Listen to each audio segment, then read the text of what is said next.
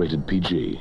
The first film that we used from the Video Archives collection, Coma, is normally kept in the drama section. Yeah. It was not in the horror section. When Gala was looking it up earlier in the big book, the database book, she was like, where is it? And I said, well, I think drama, because that's where we always had it, because it really moved out of drama with Michael Douglas and Geneviève Bujold. Its foot could fall into, like, frankly, to tell you the truth, not only the horror camp, its big toe crosses over into science fiction. Sure. But at the end of the day, I think it's most effective as a thriller. Yeah. And it was super timely. Yeah, it was very timely at the time. And it's a beautiful MGM UA box. I love their boxes. One of the big square ones. It's really terrific. And I'm going to read the back of the box. The film was directed by Michael Crichton.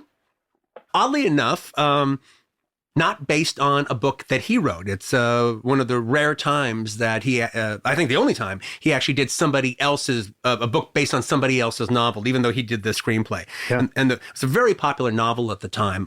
Robin Cook wrote it. In fact, it was huge. The novel came out and boom, into production immediately. Yeah, almost. I mean, not only was Coma such a big novel, Coma to some degree or another started an entire subgenre in fiction of hospital thrillers. Yeah.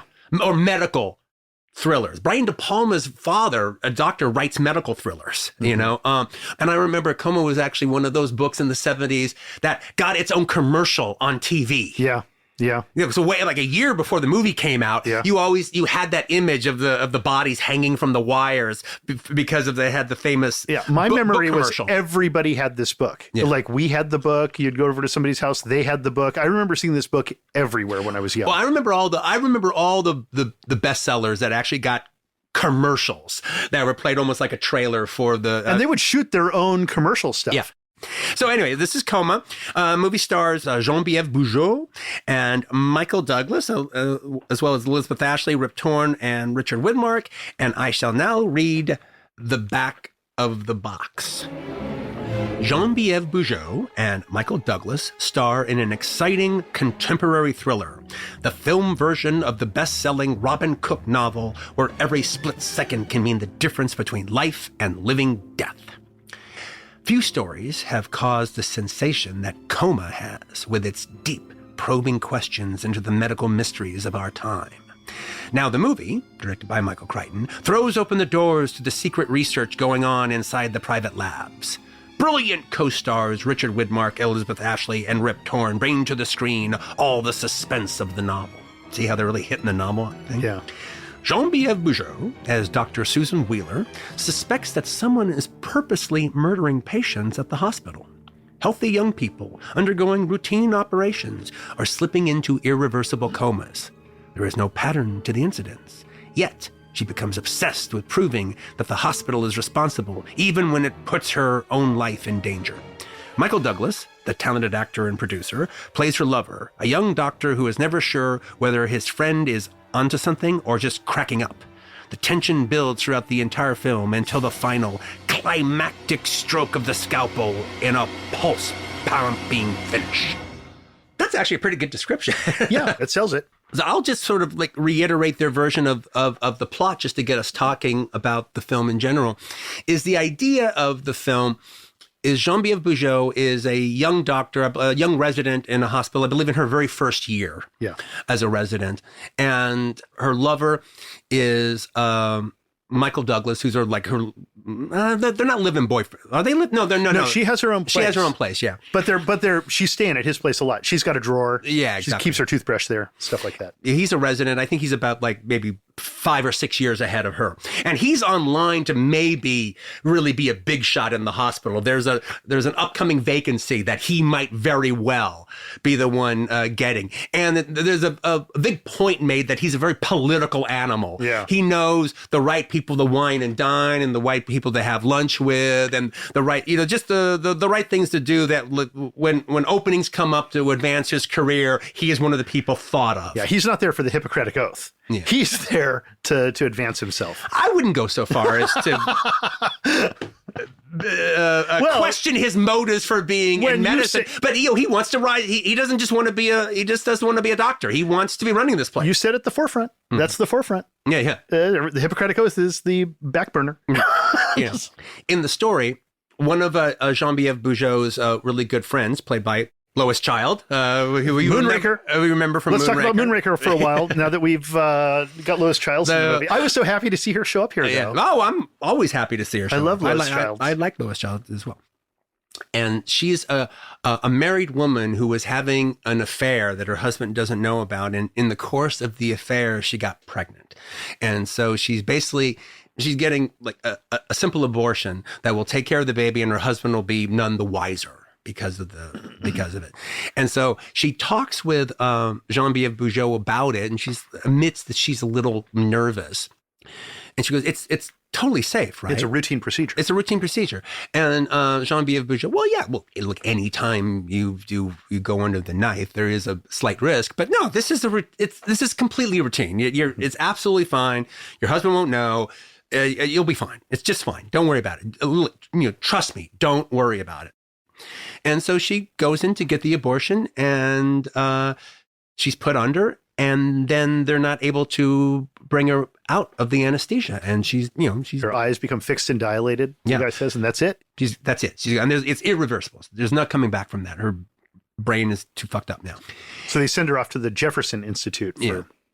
So Jean-Pierre Bugeaud, this is like a friend of hers. So she's like, whoa, this doesn't make any sense. And so she's asking all these questions, and she's, poking her nose into this. And then all the doctors, including her boyfriend, Michael Douglas, are saying, look, we know, yes, it's absolutely tragic, but you know that these things happen. There is we have thousands and thousands of people coming through this hospital every day, and somebody's going to die every now and then. There is a reality of anesthesia, and 1 out of 1,000 respond badly to them, and it can make something like this happen. It is 1 in 1,000, but there is that one, and apparently she was that one. It just happened. She keeps trying to stick her nose into more, but they keep discouraging it. Then she sees it happen a second time, like the very next day, to a patient, and the patient just happens to be Tom Selleck, which is frankly one of the best pieces of casting in the entire movie, because he's playing he's playing an athlete who hurt his leg, and he's got to get something done into his knee. All right. But the thing about it is, it's not just that he looks exactly like Tom Selleck. So it's not like Terminal Island Tom Selleck, where he doesn't quite look like Tom Selleck yet, or Myra Breckenridge Tom Selleck. No, this is Magnum PI 2 years before Magnum PI. He looks like the epitome of health. Yeah, well, he is the epitome of health. He is health personified. He's Tom Selleck. He is health personified. So when you see him, and he's all charming, and he's handsome, and he's sitting in the bed, and he's talking about the minor operation on his leg, and then 3 hours later, and you see him, and he's, for all intents and purposes, dead. It's like, it's powerful. It's shocking. And she's like, whoa. How could this guy who's in perfect health? Whoa, wait a minute. So then she starts doing the thing that I like. I like when female characters in thrillers do. She starts becoming Nancy Drew, and she starts investigating what's going on here, which leads her to the facility that the Jefferson Institute. The Jefferson Institute, which leads to the facility where they are sending these coma patients, and these for long-term care. For long-term care. And it's a very futuristic, brutalist kind of facility out of a Cronenberg movie. Right. Now, part of the way the movie works is she thinks there's a conspiracy. So she's trying to prove it. Everybody else is telling her that she's wrong. And not only is she wrong, she's being wrong like an hysterical woman. She's jumping to massive conclusions, and she's overreacting, and she's being too emotional. When you go to the head of anesthesiology, who is Rip Torn, and you start saying, hey, let me go over all of your files. I'm going to investigate all this stuff. He's insulted by that. He's like, what the? No. It's actually one of my favorite lines in the movie. He goes, would you mind if I went over your research? Yes, I would mind. I would mind very, very much.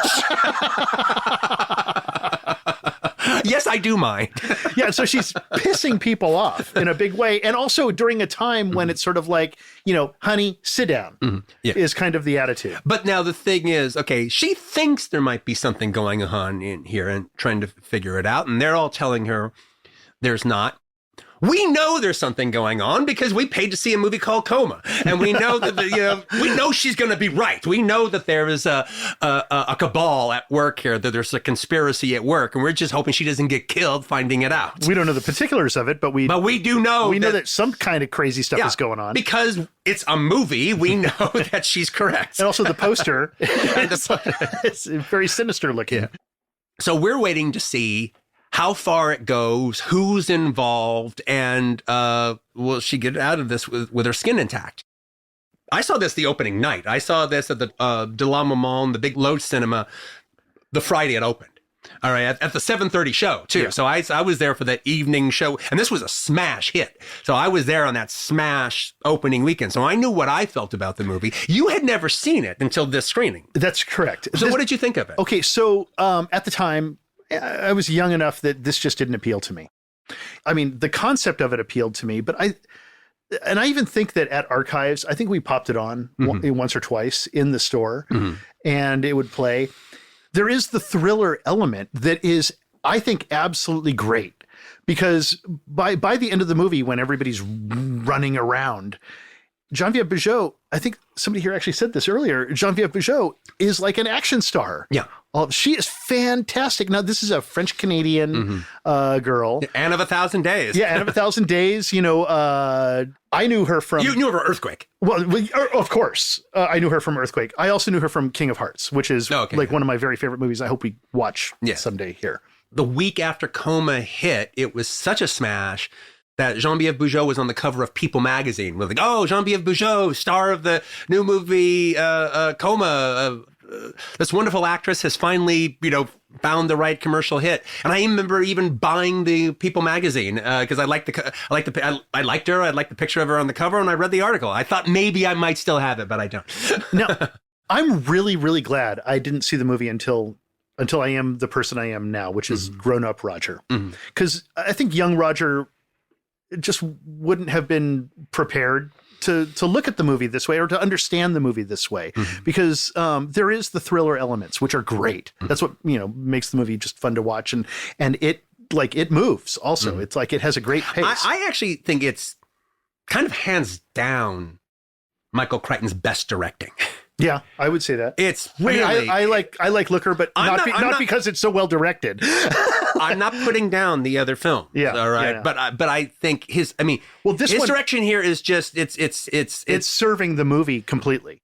It's just seamless, and it just moves. And I think maybe back then when it came out, I might have wanted more of a De Palma flourish in my thrillers, set pieces. But I don't think I didn't need that at all watching it this time. I actually appreciated its just effectiveness. Yeah, it's completely effective. Now, what I would not have been equipped to read and comprehend out of this movie was all of the discussions and how the entire movie is built on, like, the plot of the movie is the thriller aspect. The story of the film is all these conversations about the gender issues that were going on at the time, the battle of the sexes that was going on at the time, the Billie Jean King, Bobby Riggs thing that had happened the years before, when this book was probably written. And from the very first scene in that apartment, when they're talking, it's all about their position, their societal positions. Well, and his expectations of her as a woman, and his kind of not even taking her fully seriously, and kind of like his expectation that she's going to serve him. There is that in this movie. There is that, but it's not actually, but there is that in this movie, but there are times in the movie, and I think this is one of the neat things about the screenplay, is that, yes, she feels that oftentimes in the movie, but the movie doesn't always say she's right. No, it doesn't. It does, but you don't have to always be right to be listened to. And everyone she goes to, from Michael Douglas, her boyfriend, to is it Richard Widmark? Playing the head of the hospital, who almost starts like uncomfortably touching her in weird ways. It's very Joe Biden-y. Yeah, if he had leaned over and sniffed her, it would have been. But you know what? I gotta say, yeah, I noticed that now. I didn't notice that back in the 70s when I watched it. And you don't have to notice it, but it's one of the strong things that I think is so great about the movie, because there is a moment where it's thematically presented, where she's trying to solve the problem and she's found a clue and she's gone into the depths of the hospital and she's climbing this access ladder. shaft or something, this ladder in the bowels of the hospital that goes up like 5 stories, this ladder, and she's climbing it and she gets to the top and she has to like get over into this like little access tunnel off to the side. She has to kick her shoes off in order to do what she has. Then she has to take her pantyhose off. That's what I'm getting at. Yeah, okay. She drops her shoes and she sheds her feminine artifice. Like the shit that men expect her to wear. Yeah. She kicks those off and that allows her to continue on her journey. And Crichton, I think, handles that like amazingly well, subtly. There's another moment. The whole thing is OR8 means orate. Like it's the word orate, which is to speak pompously, which is I think what all the men are doing in this movie. Very much pompously about themselves, thinking about themselves. It's like there's like that's very true. There's many subtle wordplays like that going on through the movie. I think the script is really dynamite. Look, the script is really good. I think there are some holes in this story, some big holes. However, there's far fewer holes that are in a Michael Crichton's novel adapted. The thing that's always just perplexed me about Michael Crichton, Michael Crichton might be the smartest person who ever was a Directors Guild member. I mean, he maybe has a higher intelligence. And a Writers Guild member. Yeah. And probably a Producers Guild member. Okay, well, writers can be smart. Directors aren't always the smartest guys in the world. All right. The things in his fantasias that he's able to sell that nobody else could sell is absolutely gobsmacking. Equally gobsmacking is the incredible plot holes that the most untalented hack could have puttied over. And he just leaves exposed all out there for the world to see. You throw one out. Looker is the perfect example because nothing simple in the movie works at all. Everything about the movie just nothing about it makes sense. What from the point of view of we're gonna why replace models digitally why they feel they need to take actresses who are happy to act for you. No, we need to replace them with digital avatars and then let's kill them. For whatever reason, it's never explained why that's a good idea. No. Those are the big ideas. Albert Finney has to get from A to B and then C and then eventually get to D. And none of it is convincing. It's all just complete coincidence. And then just like gaping plot holes. The simplest shit that a TV scrib could write on a Mannix episode is just beyond Michael Crichton. On the other hand, he introduces a ray gun that has never existed before and will probably never exist. And it's the most convincing thing in the fucking movie. It's so brilliant. In fact, it's so brilliant. It makes the movie. It props everything up. It's the reason you watch Looker is for the ray gun that they shoot. And even the effects of the ray gun on Albert Finney are convincing. Oh, I guess that's probably what would happen if you got shot with that ray gun. Driving in his car and then suddenly he's sitting in the fountain in his car. The ray gun scenes are the whole fucking movie. That's why you watch Looker, all right? Yeah, I love Looker. And to see James Coburn look like a shark, all right? Susan Day's not bad. No, I like Susan. I've always liked Susan Day. Yeah. But it's but that's all of his movies. And I have to say, there is an aspect of that in Coma as well. There is a middle section in Coma that is absolutely ridiculous. Just absolutely ridiculous and absolutely absurd. And it's in there just to add a big action scene, to keep everything going and to keep Geneviève Bujold's character in peril. Basically, she's asking too many questions. We know that there's a conspiracy going on. We don't know exactly who's involved, but we know somebody's involved. And so these somebodies send an assassin after her. Oh. Okay, and now the assassin is running all over the hospital, and there's one janitor that's kind of maybe figured out something, and she's going to go talk to him. The assassin kills the janitor, and now he's chasing her all around the hospital, trying to kill her. Now, okay, so let's go to exactly one of my problems of this is. Okay, one, I have a problem with it conceptually, and I have a problem with it practically as far as how it works as a scene. One, I never, ever buy these little conspiracies of people that when something starts happening, they go out and they send an assassin as if they have this brotherhood of assassins that work for them. Who is this guy? How did they hire him? You know, where did he come from? Well, he came from movie assassin world. That's where he came from. Why would these doctors actually let like an assassin be part of their thing to get in the way of all of this? It seems like he would be the easiest guy for the cops to find and have him drop dime on all of them. It's just a movie conceit that nobody asks questions about, and I don't buy it. But to add to how ridiculous the assassin situation is in Coma is to see how realistic the assassination situation is in Mikey and Nicky when we talk about. Yeah, we'll get back to that. Now, that is how a real hitman would be. Yeah. That has Ned Beatty's character. It almost has the stink of authenticity. It seems so real. That just proves how fanciful the Coma situation is of these organizations that have brotherhoods of assassins that just do their bidding. You don't have to go so far. You can just go to that Coma Institute, the Jefferson Institute, and with that fact that everybody's hanging by wires like from the ceiling. No, but I buy all that though. I don't buy. I don't buy the imaginary assassin creed that I mean, how much does he get paid? What's the situation? Has he killed other people for them before? You've never hired an assassin? Is this a one-time thing, or is he part of the organization? How much does he know? Seems like he knows a lot. Okay, so that's my problem with the entire concept of the assassin. Then the scene plays out.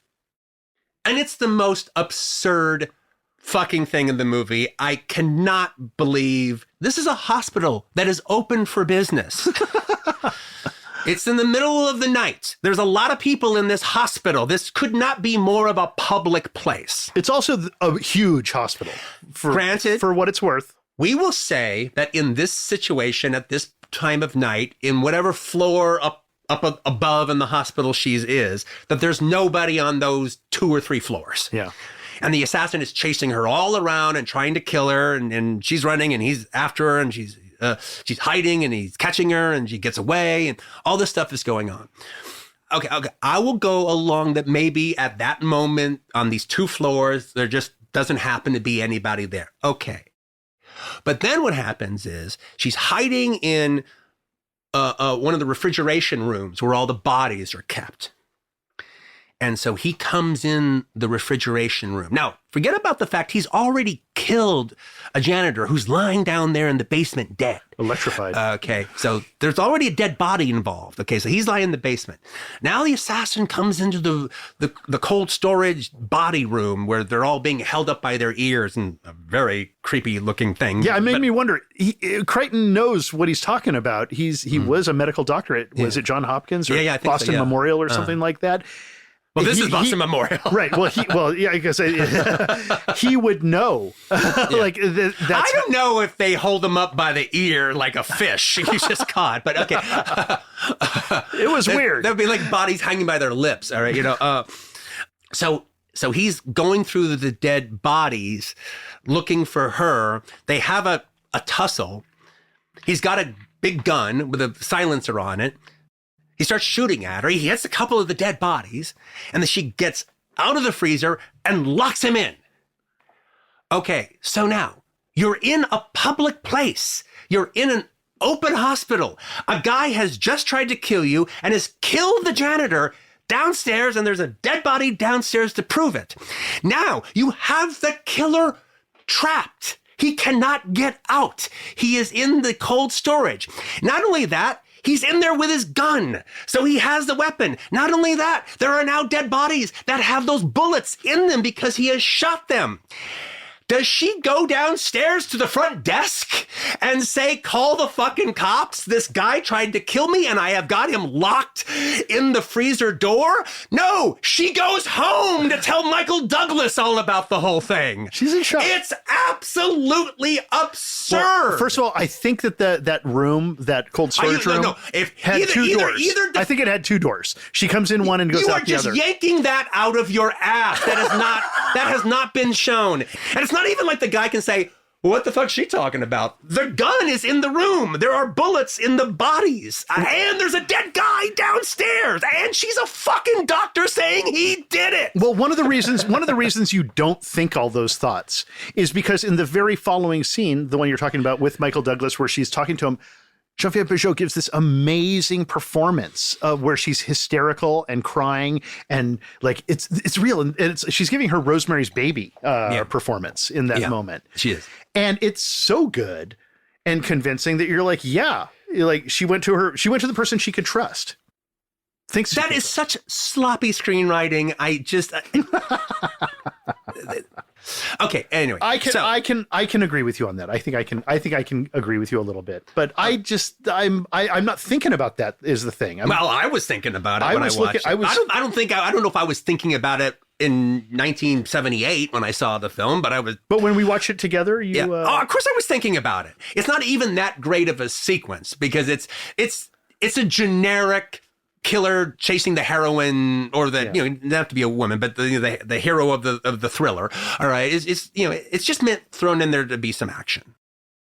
Now, I could be a dick and just piss on the whole concept of the way the conspiracy works in general, about the fact that a bunch of doctors would all just get together and just throw the Hippocratic Oath away and come up with this ridiculously preposterous and very chancy situation of murdering people, putting them in comas simply to sell their organs. And they're doing it all simply for money. It's only about money. There is a moment in the movie that's the classic moment in a thriller where our hero goes and tells the person that they trust what's going on. And the person goes, I've seen this. We've all seen this scene a zillion times. There was, wow, what a story. Hey, can I get you a drink? Yeah, sure. Here. Wow, have a drink. Okay, yeah. Wow, that's a really, really amazing tale. Thank you for coming to me with this. You've uncovered a lot. Well, thank you. Oh, wait a minute. Something's weird about something's this going drink. on. What's weird? I'm getting kind of dizzy. You've been a real problem.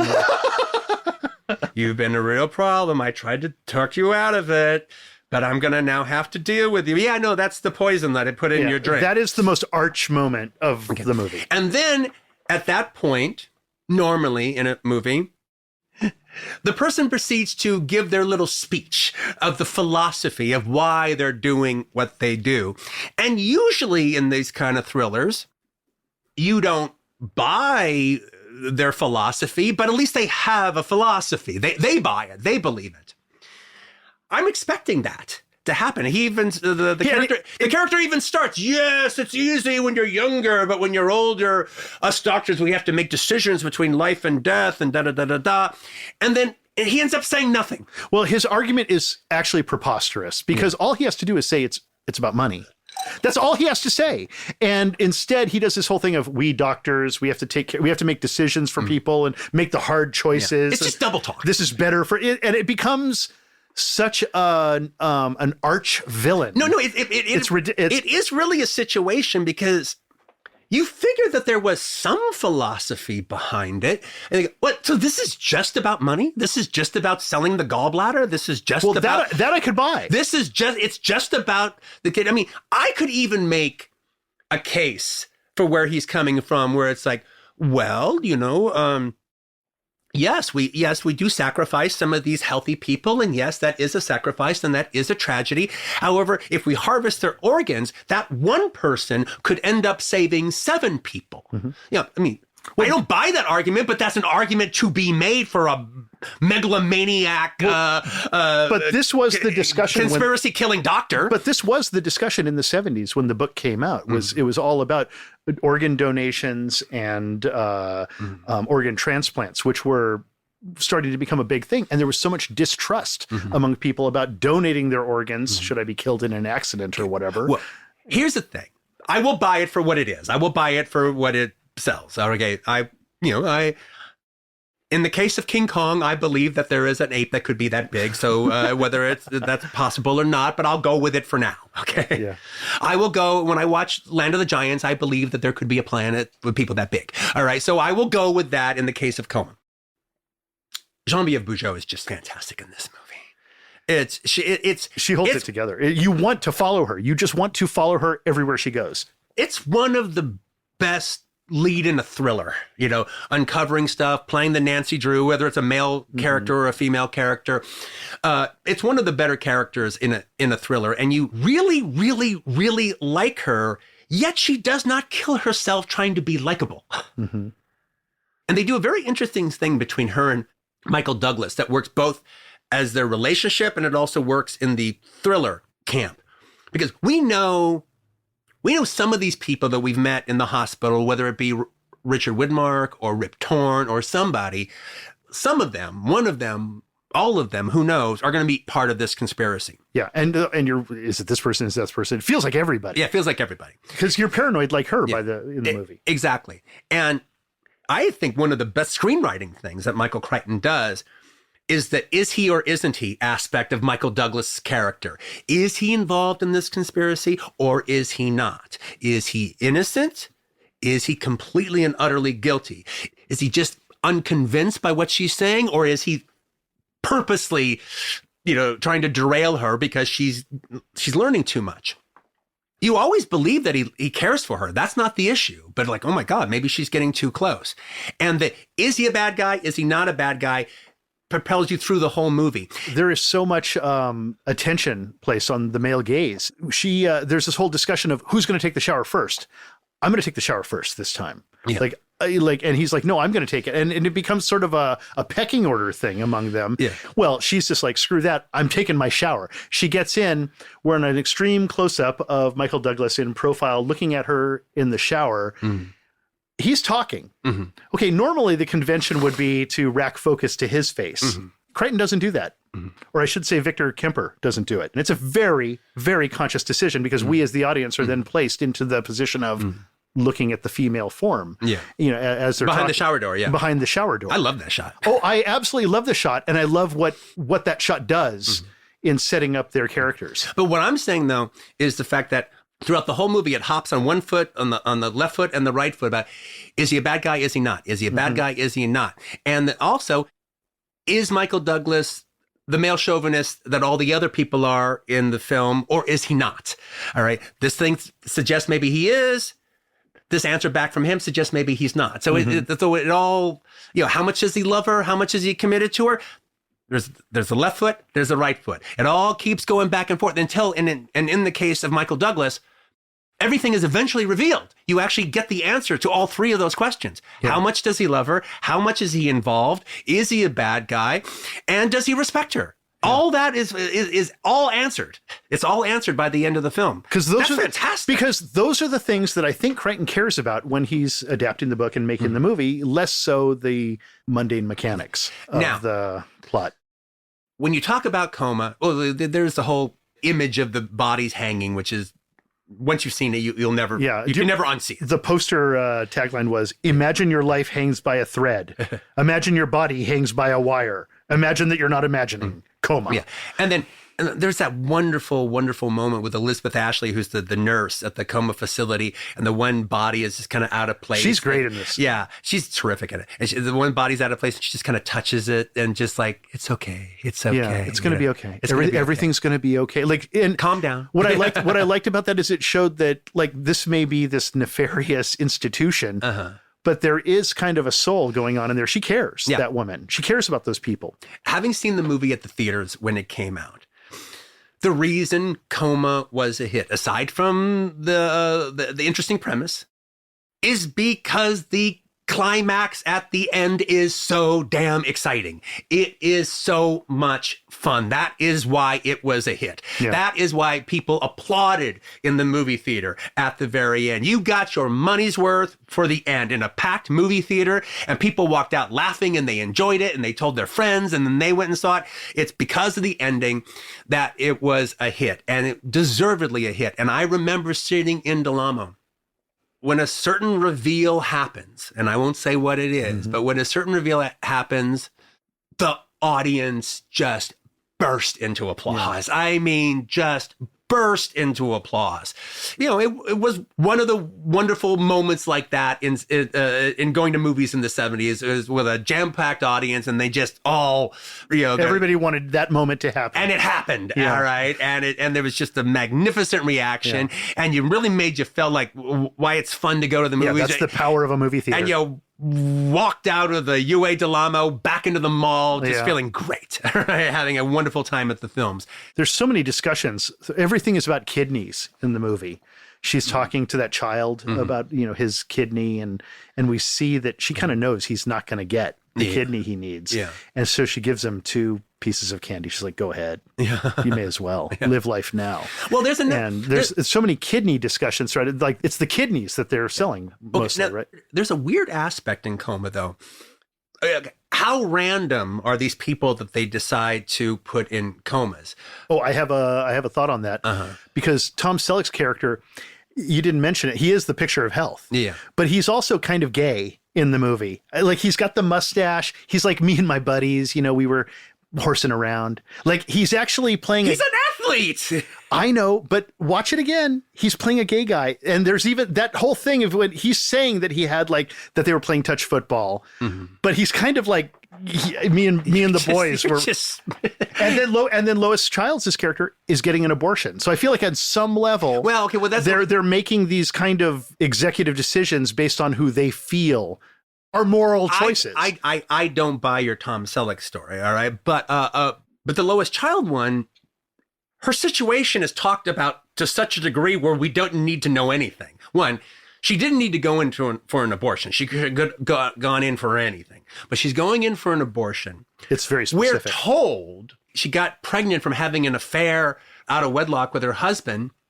And then the doctor even discusses it during her operation. Okay, it looks like this little minx is going to get away with it. Not my place to make a moral decision. Yes, exactly. I mean, all this stuff, it does suggest that maybe because she's getting an abortion, she's the one that's put on the list. Okay, so that's all I really have to say about. Well, actually, I have one more thing I want to bring up, and that's Ed Harris. Oh yeah, in this movie, when she goes down into the it's a very funny sequence. The autopsy space where all of the pathology room. Yeah.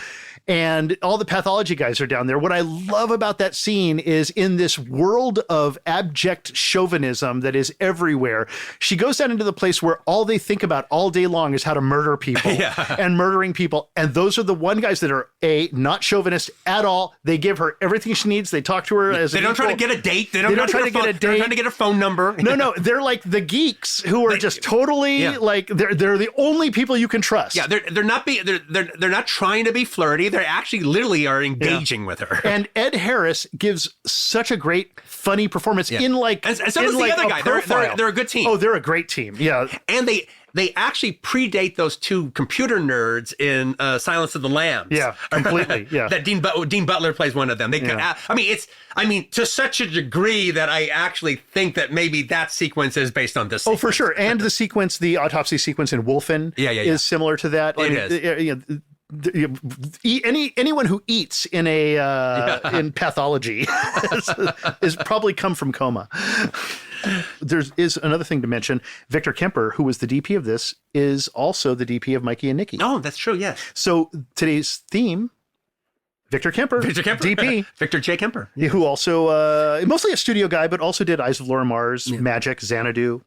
His work in both of them is fantastic, and they could not be more opposite. Yeah. Frankly, I am not a fan of movies that are set in hospitals. I find them boring and dull drab to look at, and dull, and everything's lit by fucking fluorescents. All right. You shot an entire episode in a hospital. Yeah.